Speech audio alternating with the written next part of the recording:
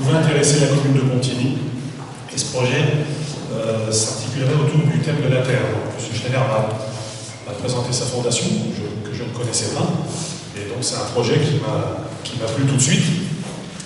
Et donc j'ai validé à l'époque, c'était au mois de janvier 2020.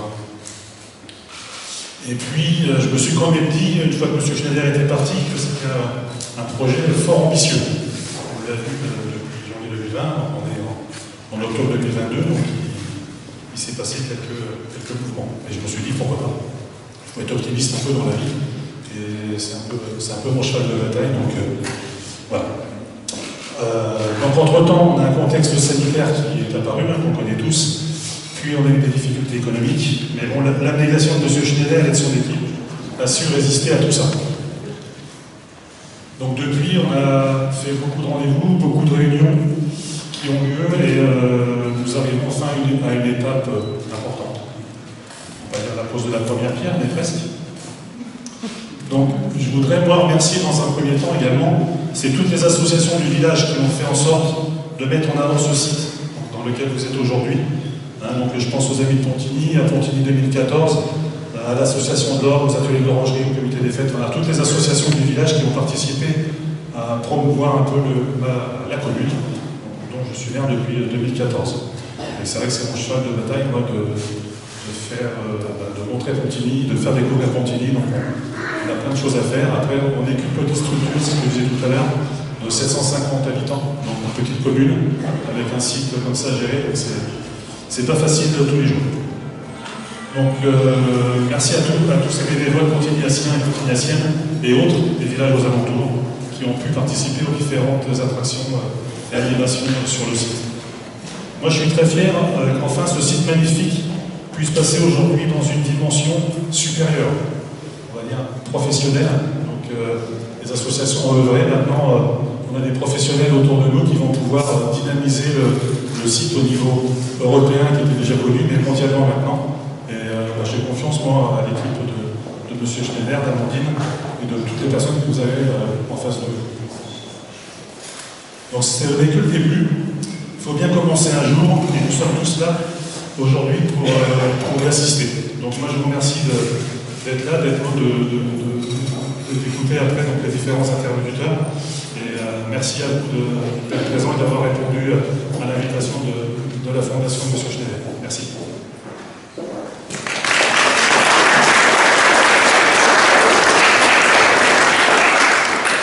Il semblerait que vous ayez fait quelques erreurs de préséance et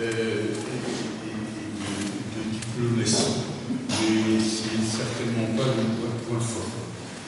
Et en fait, l'histoire de Pontigny commence au XIIe siècle, et à cette époque, Pontigny,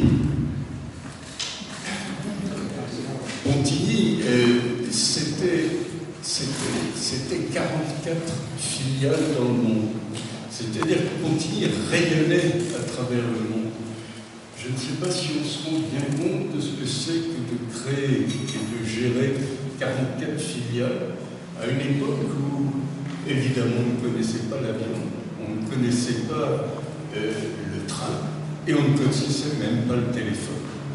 Je pense qu'aujourd'hui, nous serions bien incapables, dans ces conditions, de créer 44 filiales. Et donc, je pense que la première chose qu'on peut reconnaître aux cisterciens, c'est d'avoir l'esprit d'entreprise. Et nous voulons nous inscrire dans la continuité de cette histoire et aussi dans la continuité de ce que j'ai créé en Alsace sur le thème de l'eau. Donc, ici, à Pontigny, eh bien, nous allons essayer de faire vivre le thème de la Terre. Alors, le thème de la Terre est très vaste. Notre programme, il est à la fois culturel, artistique, il est touristique, et puis nous avons ajouté une grosse activité artisanale, c'est-à-dire que nous allons produire des fruits du terroir et rejoindre un peu les cisterciens qui, à l'époque, étaient en autonomie et subvenaient à leurs propres besoins. Pour ces activités, nous allons avoir un fil conducteur qui est celui de l'écologie. C'est-à-dire que nous allons tout mettre en œuvre pour que toutes nos activités soient productrices de la nature, que nous ayons comme principe l'économie d'énergie et que nos produits soient entièrement naturels. Nous avons, pour arriver à cet objectif, il va falloir qu'on utilise les techniques, les technologies les plus innovantes. Nous voudrions que lorsque tout sera mis en œuvre, nous soyons la référence dans ces domaines et qu'on vienne ici à Pontigny pour découvrir ce que nous avons fait et pour s'en inspirer. Nous allons donc utiliser les technologies les plus avancées pour la construction des bâtiments dont nous aurons besoin, aussi bien pour l'exploitation agricole que nous allons conduire. Ces technologies vont nous servir aussi de support pour participer à l'éducation des jeunes, pas seulement des jeunes de la région, mais il faut essayer d'ouvrir l'ensemble de la jeunesse, tous ceux qui voudront, de les ouvrir à des choses qu'ils ne connaissent pas. Autour de chacune des activités que nous allons développer, nous aurons un parcours pédagogique. Ce qui veut dire qu'on sera sans doute capable d'expliquer ce que c'est que du levain, comment le faire, à quoi ça sert. De la même manière, nous essaierons d'expliquer ce que c'est qu'un alambic, comment ça fonctionne, à quoi servent les plantes médicinales. Ça, c'est le parcours pédagogique destiné à la jeunesse. Et puis, nous avons une ambition, c'est que progressivement, ça prendra de nombreuses années, que Pontigny devienne le lieu d'échange où les spécialistes des questions de la terre puissent se réunir pour confronter leur point de vue. Quelle terre allons-nous livrer à nos enfants? De quelle manière peut-on la protéger? De quelle manière peut-on essayer, non pas de la guérir, mais d'améliorer la situation? Et donc nous voudrions qu'à terme, ce soit le lieu où on parle de toutes les préoccupations de notre planète. Ça fait 3 ans que nous travaillons sur ce projet pour le rendre réalisable. Et je pense qu'aujourd'hui, nous sommes arrivés à cette étape qui est le début d'un long parcours. C'est-à-dire que, oui, nous avons créé un programme et je suis très fier de la cohérence à laquelle nous sommes parvenus. Je suis très fier aussi de l'équipe que j'ai constituée autour de moi. Il est évident que ce n'est pas moi, à mon âge, qui vais diriger une entreprise de cette importance. Donc, parmi mon équipe, il y a 3 icônes. Il y a Frédéric Duponchel, il y a Bruno Choc. Alors, Frédéric Duponchel est de Sens. Il y a Bruno Choc qui est Villeneuve-sur-Yonne. Moi, je suis de Joigny. Et puis, nous nous sommes réunis avec un vrai spécialiste de la restauration et de l'hôtellerie, qui est André Dacier, qui partage la même ambition que nous et qui, je pense, a le même souci de l'excellence.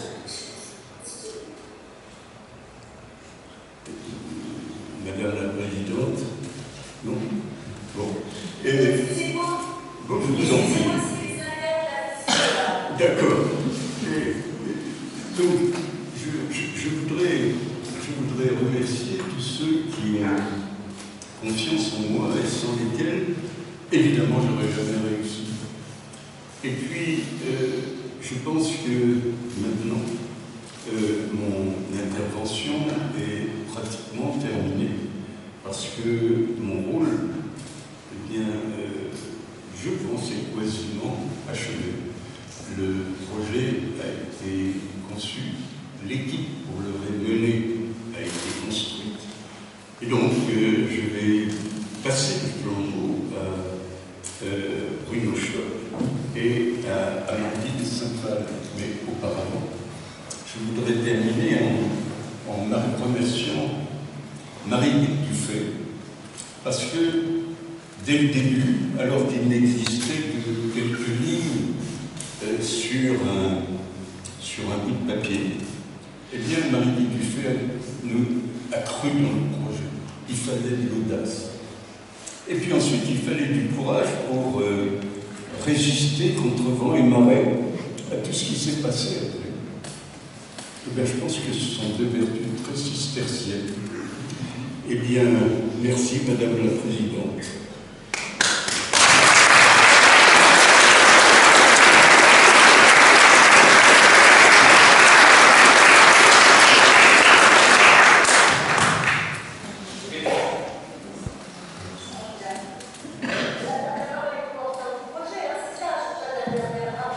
Comme vous le souhaitez, sinon vous pouvez intervenir maintenant. Après, on présentera le projet. Ah, d'accord. Mais vous venez de m'émouvant pour moi en invoquant des qualités cisterciennes pour me qualifier. Hein. Donc vraiment, je ne pense pas que je mérite autant de d'honneur. Mais en vous écoutant, je me disais néanmoins, ils ont tenu, il a tenu, il va au bout de ce qu'il m'a présenté il y a 3 ans, je ne sais plus, 3 ans, 4 ans. Effectivement, ce que vous m'avez présenté m'avait complètement impressionné. Tellement, je trouvais que ce que vous aviez réfléchi, ce que vous aviez conçu pour ce site absolument exceptionnel, pour lequel j'ai eu effectivement un vrai choc quand je l'ai découvert. Hein. Il fallait, pour le mettre en valeur, un projet de très grande ambition, de très grande cohérence. Et moi, je savais pertinemment que la région n'avait absolument pas les moyens de mettre en valeur ce site et qu'il nous fallait trouver un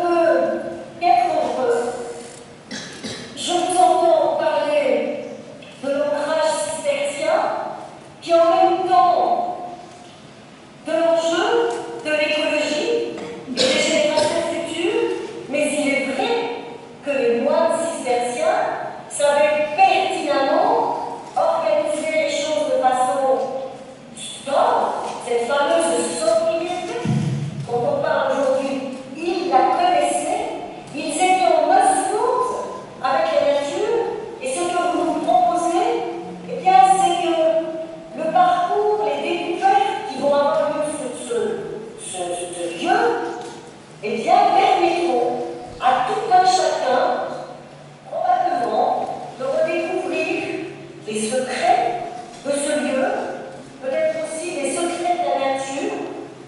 Et donc, moi je ne peux que vous dire vraiment un grand bravo, un grand merci, parce que ce site mérite d'être mis en valeur et que vous avez, pour moi, trouvé les moyens, l'intelligence qu'il fallait pour le mettre en valeur. Simplement, j'avais toujours dit qu'il fallait l'adhésion du territoire à ce projet. Sans l'adhésion du territoire, ce projet ne pouvait pas se faire. Et je ne l'aurais pas poussé. Il fallait absolument que les acteurs le découvrent. Ça n'a pas été toujours facile.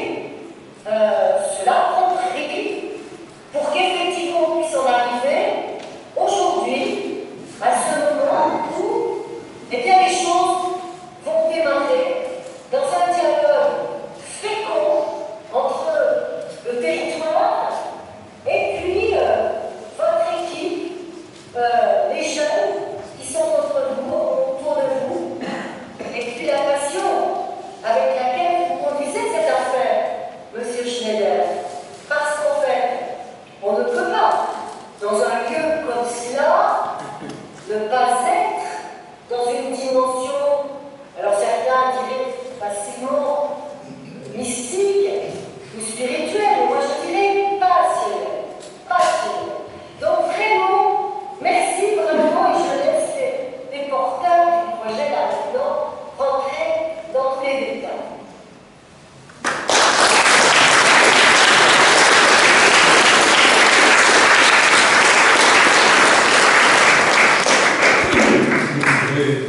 Je voudrais juste ajouter un mot concernant Frédéric Duponchel et Bruno Schopp.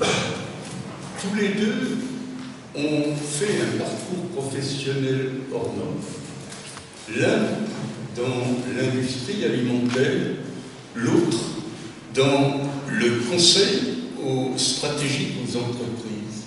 L'un de Sens, l'autre de Villeneuve. Nous avons essayé de trouver ce que l'on pouvait trouver de mieux dans notre région en termes d'esprit d'entreprise. Je voulais le dire parce que j'ai conscience, avec Amandine Saint-Phal, Bruno Schopp, Frédéric Duponchel, d'avoir constitué une équipe assez exceptionnelle.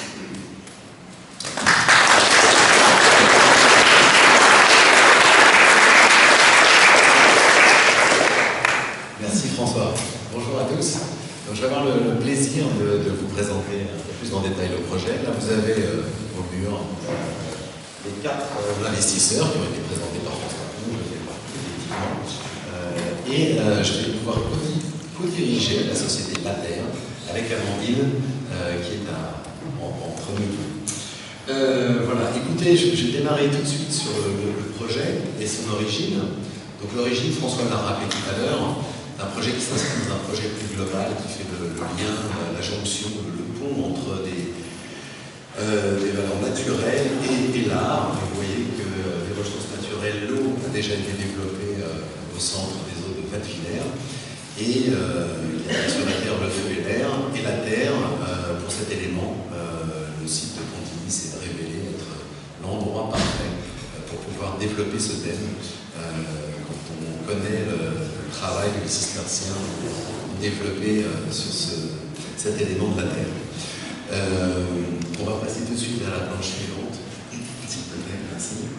Et donc cette terre, ce thème qui est le thème directeur ici, donc une terre des artistes, alors à plusieurs degrés, une terre d'inspiration, parce que les artistes vont pouvoir se révéler ici, s'inspirer de l'endroit pour pouvoir créer des œuvres, une terre de création bien sûr, avec les œuvres qui vont exposer ici grâce aux expositions qui vont être organisées chaque année, à la fois temporaires mais également permanentes. Et puis une terre d'artistes également, je dirais presque de vie, puisqu'il est prévu également des logements d'artistes ici sur le site.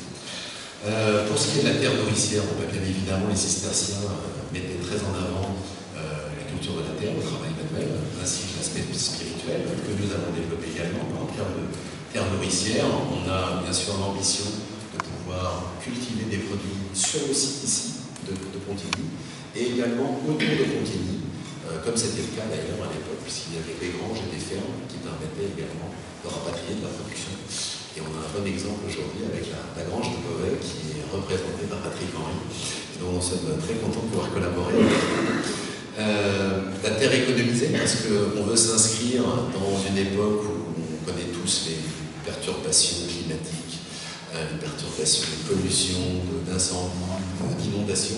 On veut économiser cette terre, on veut la travailler au mieux et on aimerait pouvoir être un des représentants, en tout cas un fer de lance de ce travail environnemental, sans pesticides, sans engrais de synthèse. On a envie de pouvoir de donner cette dimension, en tout cas dans la culture que nous allons faire ici. Et puis, vous avez aussi la terre en droit de réflexion. Vous savez que par le passé, il y avait au début du siècle, au XXe siècle, des décades organisées par Paul Desjardins. Nous souhaiterions pouvoir organiser également ce que l'on appellerait les 7 jours de la Terre, justement sur des thèmes environnementaux, culture de la Terre, avec un aspect avec des produits biologiques, et être le plus possible près d'éléments naturels.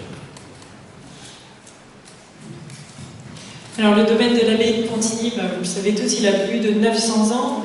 Donc il a été fondé en 1114 et puis il est resté cistercien jusqu'à la Révolution. Il a été pillé puis racheté par l'Église. En 1901, les religieux ont été expulsés. C'est Paul Desjardins qui a donc créé les dégâts de Pontigny ici. Et ensuite, il a été propriété de la Dapte puis de la région. Donc je pense que ce que l'on peut dire, c'est que c'est un lieu qui a toujours été un lieu de vie, un lieu d'esprit, et la Fondation Schneider et notre équipe, on entend poursuivre cette histoire dans cet esprit-là.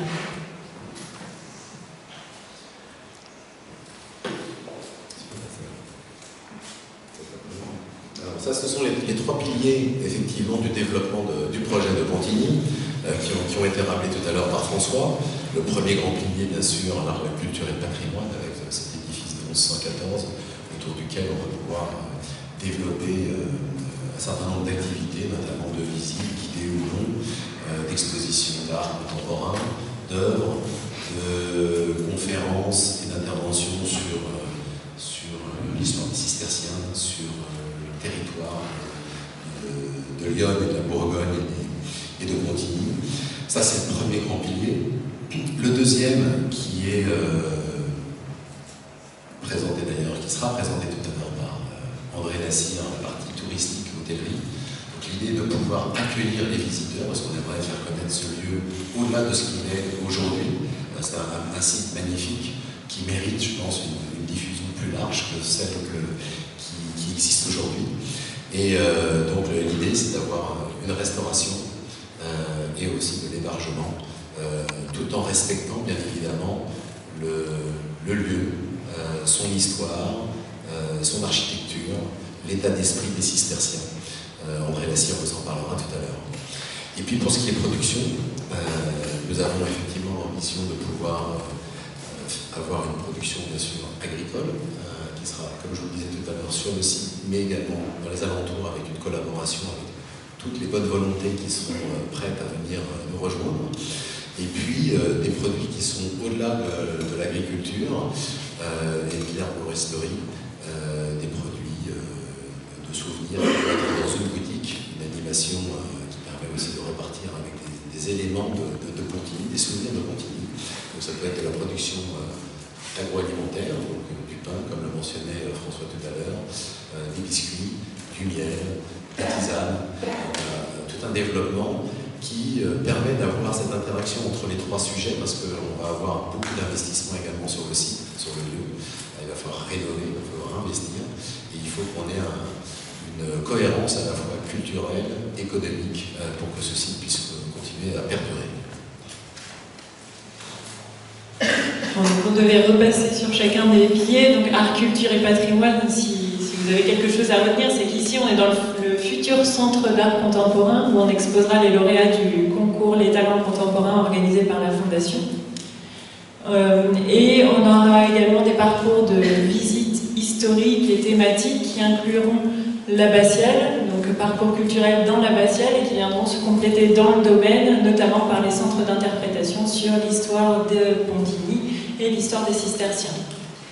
On compte ouvrir tous les visiteurs à la connaissance en rendant visitables les lieux de production, donc tous nos ateliers, tisanes, distilleries, etc. Et compléter cette offre par une offre d'événements artistiques, de concerts, de conférences, dans la veine de ce qu'organisaient déjà les amis de Pontigny. André, est-ce que vous voulez bien nous parler de l'hôtellerie-restauration? Volontiers. Bonjour, je suis hôtelier, je suis dans l'hôtellerie depuis plus de 25 ans. D'abord dans le développement et la construction, et puis ensuite dans l'exploitation également. Je continue à développer, mais j'exploite également. Pour être tout à fait précis, nous avons des hôtels sous enseigne Marriott, de plusieurs centaines de chambres, souvent 100 chambres, à chaque fois. Mais ici, c'est un projet tout à fait différent qui n'a rien à voir avec les hôtels que nous développons et que nous exploitons. Quand François en a parlé il y a déjà un petit moment, on parlait de Pontigny, je connaissais l'abbaye depuis une dizaine d'années, ça fait une dizaine d'années que j'y étais venu pour la première fois, je connaissais avant les décades, etc. Mais je n'étais jamais venu. Il y a 10 ans, je suis venu, et donc quand il m'en a parlé, j'ai tout de suite été vraiment intéressé et puis ensuite passionné par ce projet. Mais il s'agit ici d'un hôtel que nous concevrons comme un hôtel d'une cinquantaine de chambres maximum, accompagné d'un spa, d'un restaurant également. Le restaurant qui ne se situera pas dans le bâtiment de l'hôtel, mais ici, dans ce bâtiment au rez-de-chaussée, en dessous, voilà, au rez-de-chaussée, qui sera donc, alors l'hôtel sera de standard 4 étoiles, d'un luxe non ostentatoire, c'est pas du tout un hôtel bling-bling, pas du tout, pas du tout que ce soit ça. Donc on est dans l'esprit des cisterciens, c'est-à-dire aussi la sobriété, la beauté sobre, et le restaurant également sera de très bonne qualité. On ne cherchera pas forcément l'étoile, l'étoile elle vient si on la mérite, mais on n'ira pas forcément la chercher. Voilà. Et surtout, on essaiera de faire appel à un jeune ou une jeune chef locale que nous irons chercher dans les écoles. Il y a de très bonnes écoles ici d'apprentissage dans Lyon et dans la région, et d'intéresser un jeune à cette aventure, y compris de l'associer pour qu'il puisse donner toute l'ampleur de son talent et puis de la même manière l'hôtel. C'est un hôtel d'une cinquantaine de chambres qui se gère avec, je dirais, idéalement un couple, là aussi sorti des écoles et des centres d'apprentissage de la région. Voilà, donc il y a ici un esprit qui souffle sur ce lieu, et donc cet esprit, on souhaite le faire vivre et on souhaite le développer, en tout cas le faire vivre au-delà même de la région. Et François l'a bien dit, notre ambition est de faire connaître davantage encore ce lieu magique qui est absolument exceptionnel. Voilà, j'ai de l'émotion quand je viens ici et quand j'en parle. Donc c'est quelque chose auquel nous sommes vraiment attachés et on va investir nous-mêmes à la fois du temps et pas seulement, et aussi de l'argent, n'est-ce pas? Investissons de l'argent personnellement dans cette affaire, soyez certains que nous battrons pour que ce soit un succès. Voilà, donc je pense que la meilleure garantie, je dirais presque, pour que ce soit un succès, c'est l'argent que nous y mettons. Et tout de même, l'hôtel et le restaurant, c'est un investissement d'une dizaine de millions d'euros, ce qui n'est pas rien. Et donc, voilà, on se battra pour que cet argent ne soit pas perdu. Tout simplement, déjà. À défaut d'en gagner, on ne soit pas perdu. Voilà. En tout cas, c'est un projet qui me tient à cœur personnellement. C'est un projet personnel, mais aussi bien sûr professionnel. Et c'est d'abord un personnel. Voilà. Merci. Si vous avez des questions, bien sûr, je répondrai.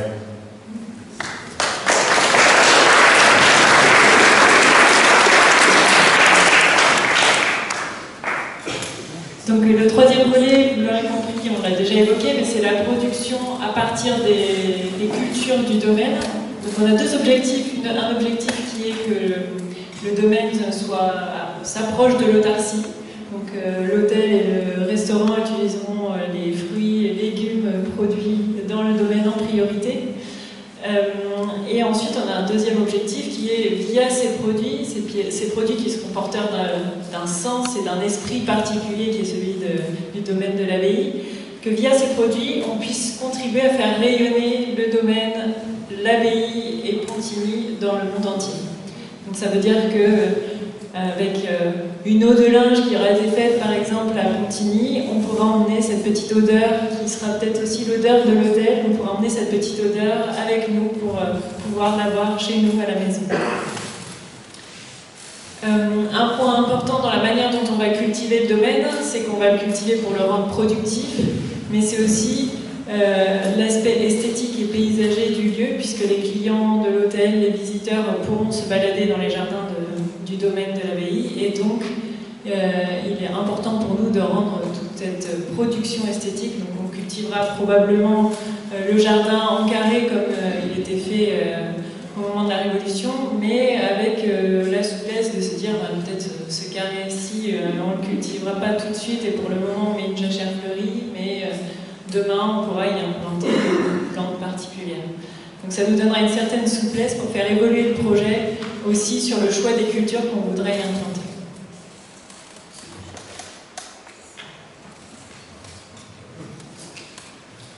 Dans l'esprit du projet, là le territoire, vous voyez, on a vraiment l'envie de s'inscrire dans le territoire, d'être un acteur local, pouvoir aider au déploiement, à une meilleure connaissance de la région, du département, du village de Pontigny, de ce site de Pontigny.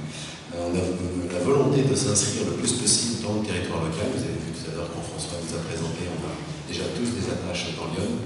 Et on souhaiterait également pouvoir continuer ce projet avec toutes les aides locales.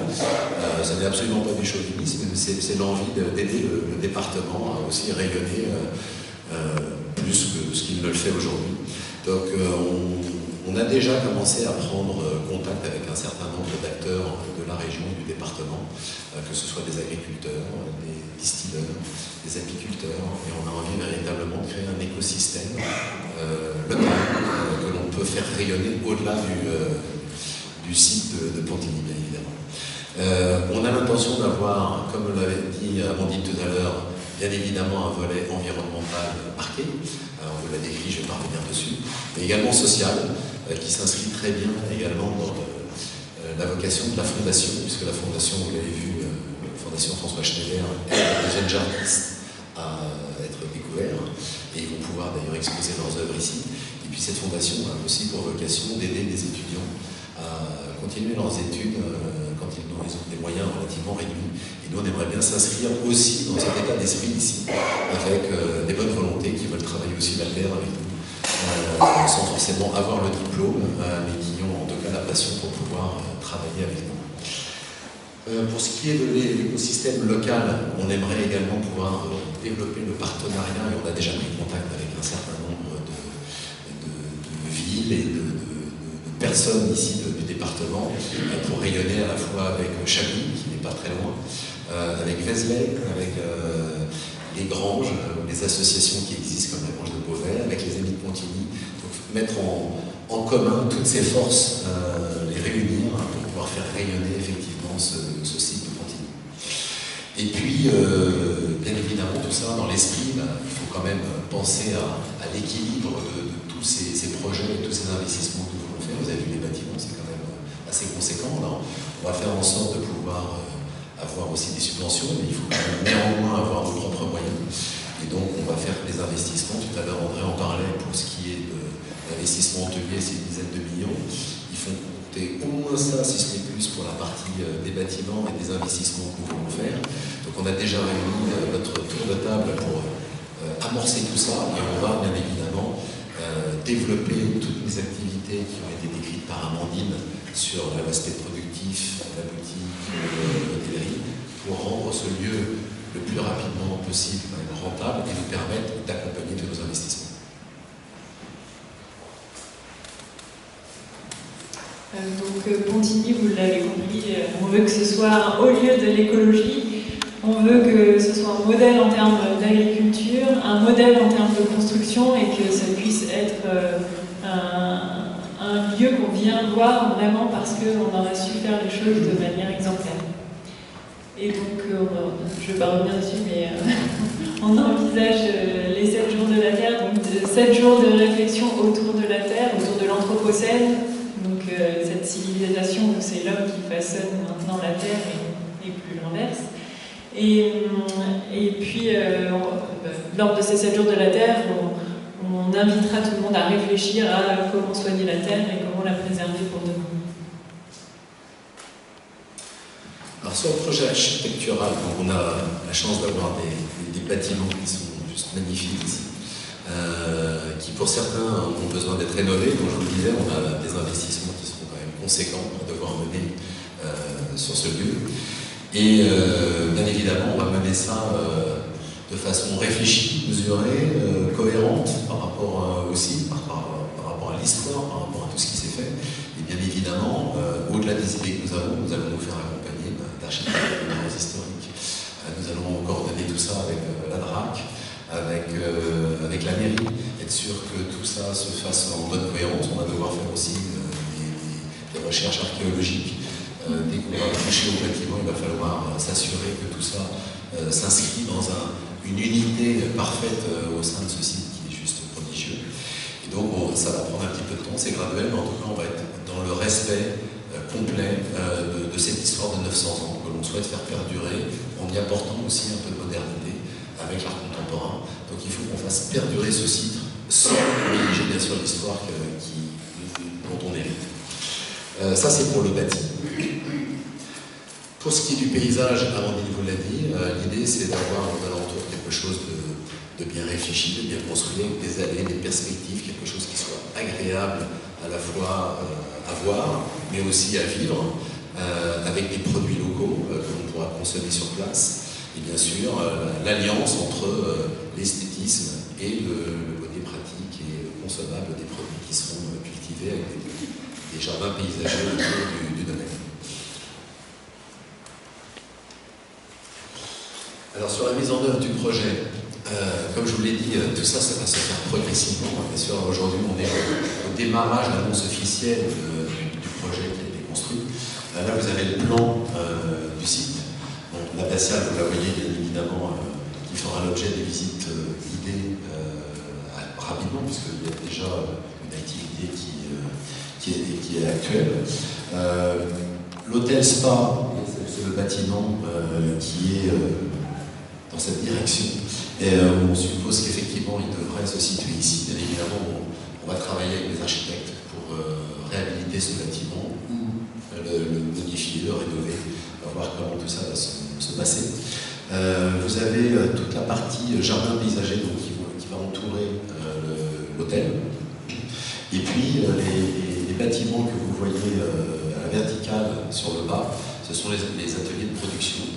Nous avons l'intention d'avoir un salon de thé, une boulangerie, une biscuiterie, une tisanerie, donc les activités de production locale qui sont sur le site. Et puis bien évidemment, perpendiculairement à l'abbatiale, il y a le bâtiment des convers où nous sommes, ici qui était le dortoir si je ne me trompe pas, et qui va bien sûr accueillir les expositions d'art contemporain. Et dans la salle du bas, qui va être également rénovée, il y aura la partie restauration dont sera en charge effectivement André Lassine.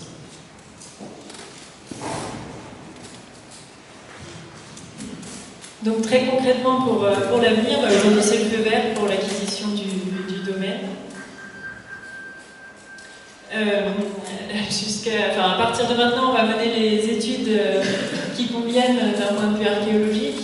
Donc faire une recherche documentaire pour rassembler toute la connaissance qu'il y a sur le lieu, faire les premiers sondages pour savoir où est-ce qu'on est susceptible de tomber sur des vestiges archéologiques. Et ceci va nous permettre de créer un projet architectural en cohérence avec l'histoire du lieu et les vestiges existants pour pouvoir éventuellement les mettre en valeur. Mais pour que ce lieu ne soit pas fermé et soit un vrai lieu de vie qui ne s'éteigne pas, on va ouvrir au plus vite, probablement à partir du deuxième semestre de l'année prochaine, des activités temporaires. En tout cas, on va amorcer les activités qu'on a prévues pour le projet dans sa globalité, notamment avec l'ouverture d'un point de restauration, un relais qui va se prendre avec les amis de Pontigny sur les visites dans l'abbatiale, et puis probablement une boutique et un accueil pour pouvoir commencer à communiquer et faire connaître le domaine de Pontigny. Et enfin, nous tiendrons régulièrement informés de l'avancée du projet avec différents points d'étape pour que chacun puisse suivre les découvertes qui seront faites, les idées qui viendront s'ajouter et puis la concrétisation qui aura lieu au fur et à mesure. Donc pour ça, par exemple, des visites régulières du chantier de construction pourront être faites de sorte que tout le monde puisse venir sur le lieu et voir l'avancée des travaux et de ce projet. Voilà, alors pour conclure, vous voyez que tous autour de cette table sont passionnés, très enthousiastes de mener ce projet à terme. Il va prendre du temps, il va être progressif, il va y avoir différentes étapes. En tout cas, on va y mettre toute l'énergie possible.